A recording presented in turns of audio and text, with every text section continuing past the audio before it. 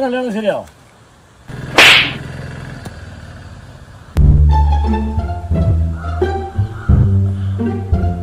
കല്യാണം മുടക്കിയോ പോരാ, എന്നിട്ട് ഓൻ്റെ ഒരു ചോദ്യവും കല്യാണം റെഡി ആയോന്ന്.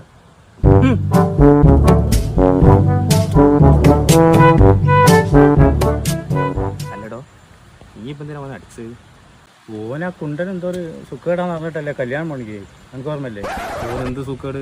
ഓനെ ആ എർണിയാന്റെ പ്രശ്നം ഉണ്ടല്ലോ, അത് പറഞ്ഞു കൊടുത്തിട്ടാണല്ലോ കല്യാണം മുടക്കി.